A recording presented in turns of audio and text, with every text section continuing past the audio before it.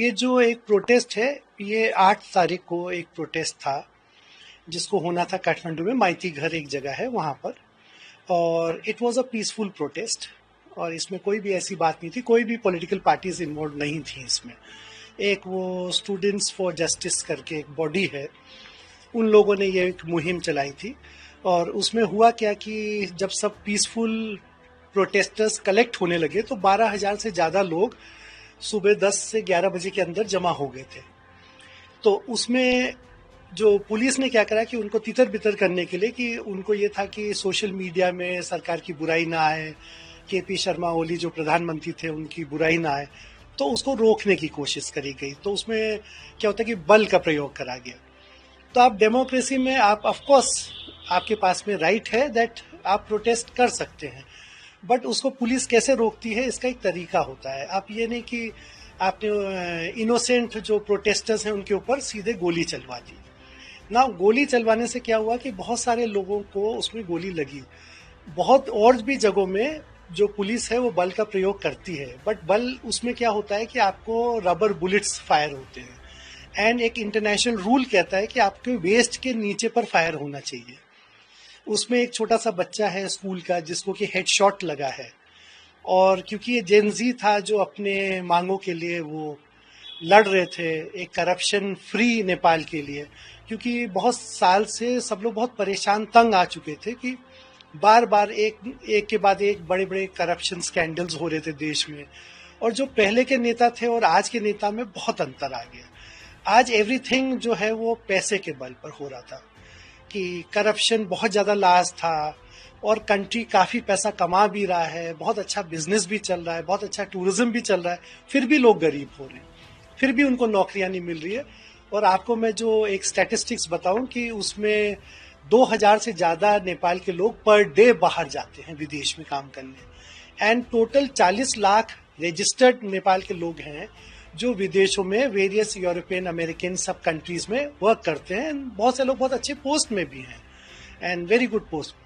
तो आप अगर एकदम से सोशल मीडिया साइट्स को बैन कर देंगे तो उनका जो संपर्क है अपने परिवारों से, बहुत सारे दुर्गम क्षेत्र में रह रहे हैं, तो वो सब कट हो जाता है। तो it was uncalled for situation कि ये तो एक डेमोक्रेसी है ना, आप तो आंसरेबल हैं टू द पीपल। आप ये नहीं कि मन मर्जी से जो चाहें आप वो चलाने लगे। और मुझे तो बड़ा अजीब लगा जब एक प्रधानमंत्री का मैंने एक वक्तव्य सुना कि 20 साल की उम्र में शादी कर लो, 30 साल में अपना सेटल हो जाओ, रह लो। when people should be talking about jobs है, एम्प्लॉयमेंट है, डेवलपमेंट है, ये सब। तो इसी दौरान ये कोई भी चीज एकदम से नहीं हुआ है।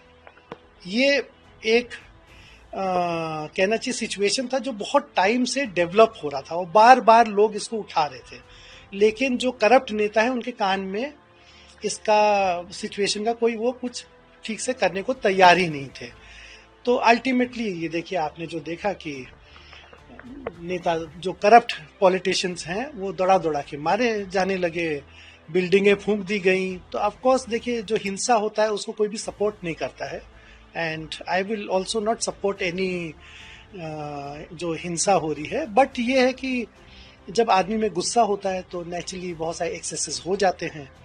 और जो पार्लियामेंट बिल्डिंग भी जला दी गई, राष्ट्रपति भवन जला दिया गया, बहुत सारे जो नेताओं के घर, क्योंकि उन्होंने कल रात को एक वो अपना इंफॉर्मेशन दिया था कि जितने भी जो करप्ट नेता है उनको हम पकड़ पकड़ के उनके घर उनको पीटेंगे और उनको जला देंगे। आपकी फैमिली से भी अभी भी कुछ लोग हैं जो पॉलिटिकली? यस, हमारे फैमिली में बहुत सारे लोग हैं। I come from a active political family, and वो क्लीन इमेज के लोग हैं। वो कोई भी ऐसा नहीं है कि हमारे फैमिली में किसी को कोई इफेक्ट नहीं हुआ है, एंड हम लोग का बहुत क्लीन इमेज है। आप अगर वो सेवरल गवर्नमेंट के टॉप फंक्शनरीज हैं, गवर्नमेंट में भी हैं, पॉलिटिक्स में भी हैं, और क्या कहते हैं, मैं किसी एक नाम को स्पेसिफिक नहीं लेना चाहूँगा, but yes there are plenty of people और they enjoy a clean image. और जैसे मेरे ग्रैंडफादर का है, उनका नाम एक तो बहुत क्लीन, एंड जैसे कि भारत में लाल बहादुर शास्त्री का जैसे कहते हैं उस टाइप का एक क्लीन इमेज है।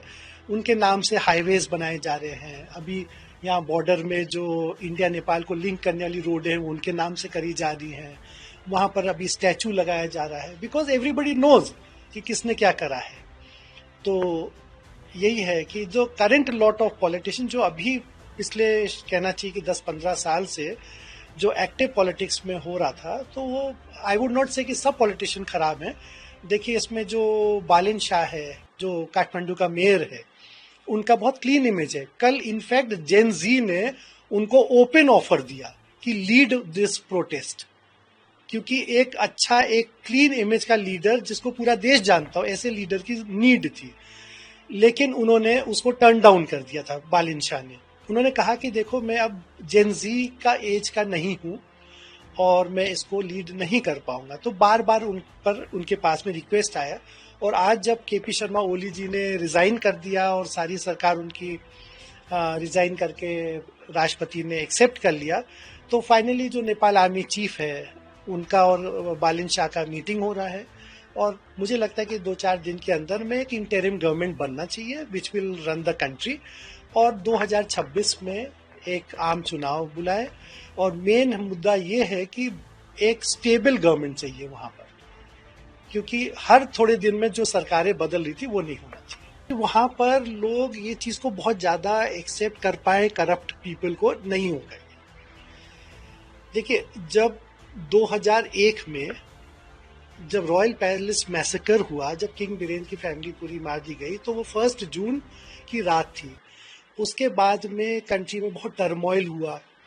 फिर जो किंगशिप हटाई गई, तो लोगों को ये आशा थी कि कम से कम एक ऐसा सिस्टम आएगा देश के अंदर जो प्रजातंत्र डेमोक्रेटिक होगा। तो democracy means the government for the people, by the people end of the people.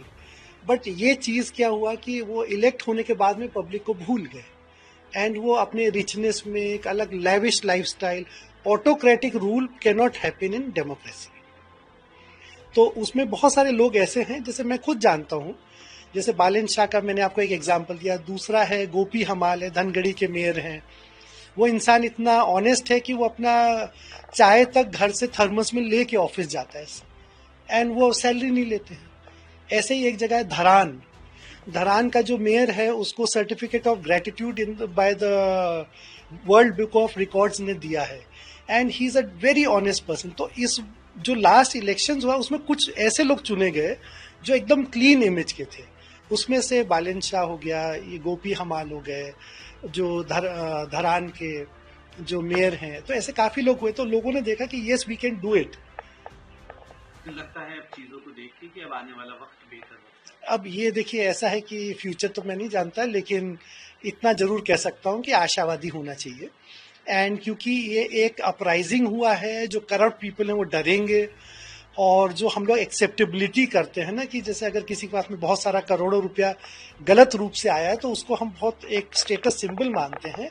उसको इनफैक्ट समाज को नीचा देखना चाहिए कि this is a wrong way to get the money. तो उस पर इंक्वायरी होगी। अभी तो डेफिनेटली देखिए जो गोली चली है उस पर एक इंक्वायरी कमेटी बैठेगी, और उस पर जो लोगों ने गलत टाइप का जो ऑर्डर्स दिया है इस पर कार्रवाई